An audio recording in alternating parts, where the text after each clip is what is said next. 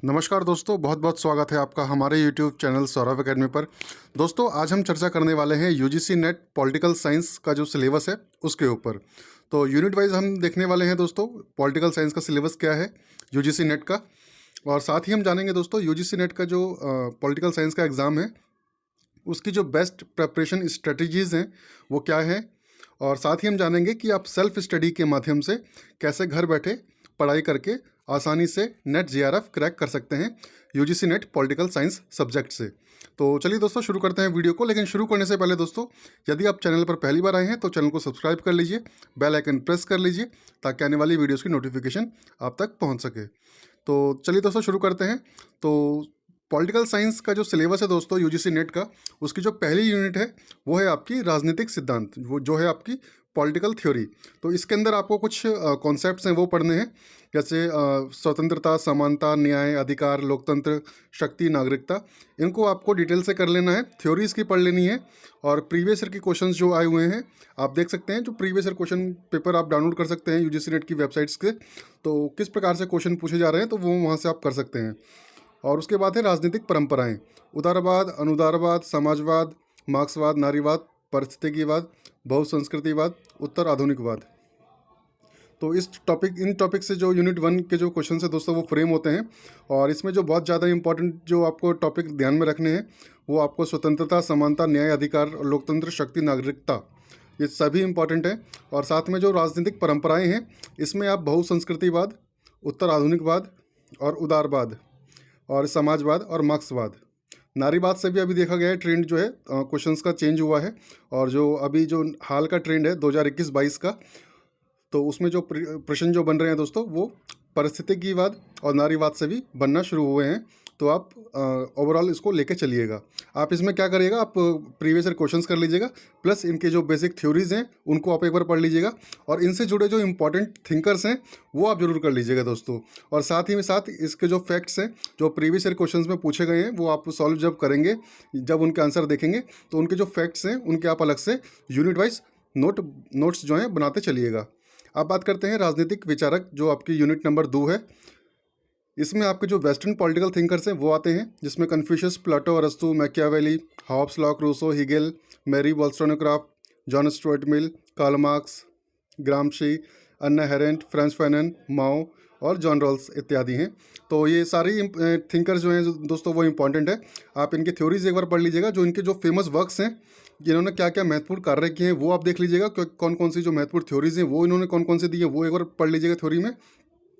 और साथ ही साथ इनकी जो इंपॉर्टेंट बुक्स हैं वो आप कर लीजिएगा। बुक से क्वेश्चन यहाँ से बहुत बनते हैं। और जो इनकी जो इंपॉर्टेंट वर्क्स हैं, थ्योरीज हैं जो इन्होंने दी हैं प्रत्येक थिंकर ने, वो आप उनको एक बार देख लीजिएगा, वहाँ से भी प्रश्न बनते हैं। और हमारी जो अगली यूनिट है दोस्तों वो भी थिंकर से रिलेटेड है।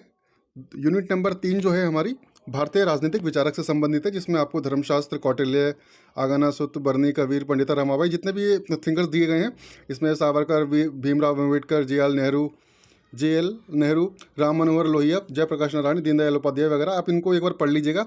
इनके जो जीवनी वगैरह है, थ्योरीज वगैरह हैं वो पढ़ लीजिएगा। इनके जो इंपॉर्टेंट वर्क्स हैं वो पढ़ लीजिएगा। और साथ में जो इनकी जो इंपॉर्टेंट बुक्स हैं वो एक बार जरूर देख लीजिएगा। बुक्स से भी यहाँ से क्वेश्चन बनते हैं। तो यूनिट नंबर 2 और यूनिट नंबर 3, इसमें आपको क्या करना है, प्रीवियस ईयर क्वेश्चंस करने हैं इसके। साथ में इनके जो इंपॉर्टेंट वर्क्स हैं, जो महत्वपूर्ण कार्य इन्होंने किए हैं, सिद्धांत वगैरह जो इन्होंने दिए हैं वो आपको देख लेना एक बार। और इनके कुछ फैक्चुअल डेटा जो हैं वो आप प्रीवियस ईयर क्वेश्चन से, आप पिछले 12-15 साल के प्रश्न पत्र उठाएंगे तो वहाँ से आपको मिल जाएंगे, तो वो उसको नोट करते चलिएगा। और उसके बाद जो यूनिट नंबर 4 है दोस्तों वो हमारी तुलनात्मक राजनीति है, कॉम्पेरेटिव पॉलिटिक्स है।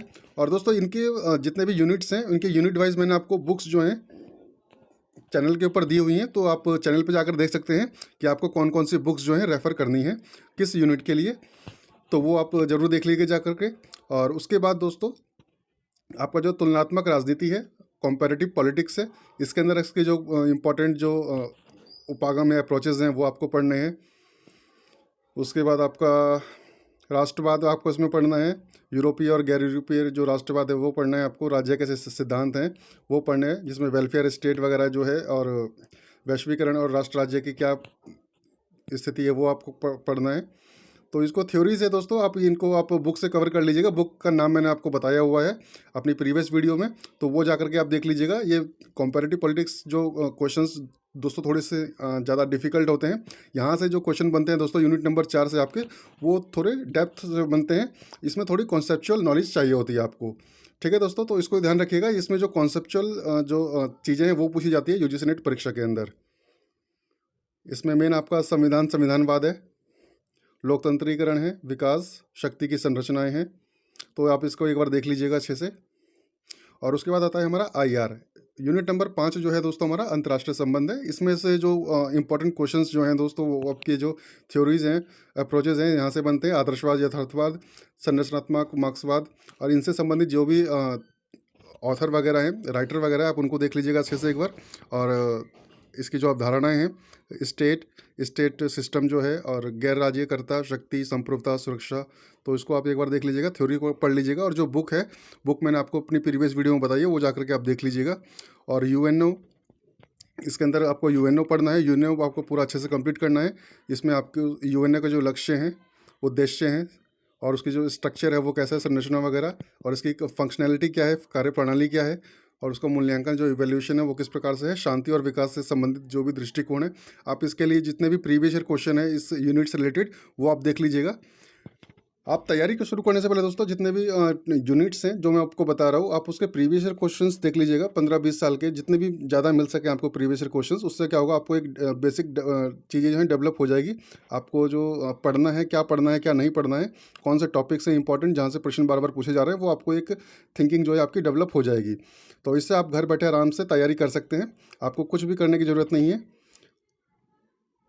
और जो आपका रीजनल जो ऑर्गेनाइजेशन है, जैसे यूरोपियन संघ, अफ्रीकी संघ, संघाई कोऑपरेशन ऑर्गेनाइजेशन, आसियान वगैरह, ये आपको पढ़ लेना है।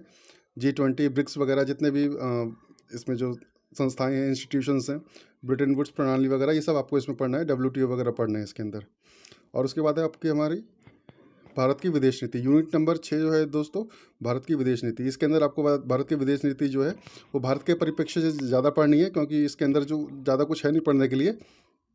और जब आप उसका सिलेबस उठा के देखेंगे, सॉरी बुक उठा के देखेंगे, बुक के अंदर जो भी आपको ये थ्योरीज हैं वो सब आपने पढ़ी हुई है। लाइक BA, में ये सब आप पढ़ चुके हैं ऑलरेडी। अब आपको बस यहाँ पर रिवीजन लगाना है, और साथ में इनके जो प्रीवियस ईयर क्वेश्चन है वो आपको देखने हैं, और साथ में जो करंट जो कुछ चीज़ें आ रही हैं करंट अफेयर से रिलेटेड, वो भी यहाँ से प्रश्न जो है बनने की पूरी संभावना होती है इसके अंदर। यूनिट नंबर 7 में दोस्तों आपको भारत की में राजनीतिक संस्थाएं, सेम वही है, आपने BA में सब पढ़ा हुआ है, आपको बस एक बार रिवीजन करना है। अच्छे से आप इसका रिवीजन कर लीजिएगा। बेसिक यूनिट्स हैं जो हम 12th स्टैंडर्ड से पढ़ते हुए आते हैं, तो वो आप देख लीजिएगा। और जो इंपॉर्टेंट बुक्स हैं वो मैंने आपको बताई हुई है, वो आप जा करके देख लीजिएगा। भारत में राजनीतिक प्रक्रियाएँ, ये आप देख लीजिएगा। ये थोड़ा आपके लिए हो सकता है नए टॉपिक्स हों इसके अंदर, तो ये आप जो बुक है वो आप रेफर कर लीजिएगा यूनिट नंबर 8 के लिए, और देख लीजिएगा। इसमें वैश्वीकरण की जो प्रक्रिया है, राज्य अर्थव्यवस्था है, और सामाजिक आंदोलन है, और जो नए सामाजिक आंदोलन है, इसमें नए सामाजिक जो आंदोलन है दोस्तों वो बहुत ज़्यादा महत्वपूर्ण है। नए सामाजिक आंदोलन में जैसे अभी जो हमारी जो लोग हैं, जनता है, वो हमारा पर्यावरण के प्रति सचेत हो गई है, पोल्यूशन के प्रति सचेत हो गई है। तो इस प्रकार से जो नए सामाजिक आंदोलन है उनको भी आप साथ में देखते चलिएगा। किसान आंदोलन को भी देखते चलिएगा। इनके अंदर जो भी फैक्चुअल डेटा वगैरह है वो आप जरूर साथ साथ करते चलिएगा। और प्रीवियस ईयर क्वेश्चन आपको बहुत ज़्यादा इंपॉर्टेंट है दोस्तों। जितने ज़्यादा हो सके आप पॉलिटिकल साइंस के, यूजीसी नेट पॉलिटिकल साइंस के लिए प्रीवियस ईयर जो क्वेश्चन है वो उनको आप लगाइए।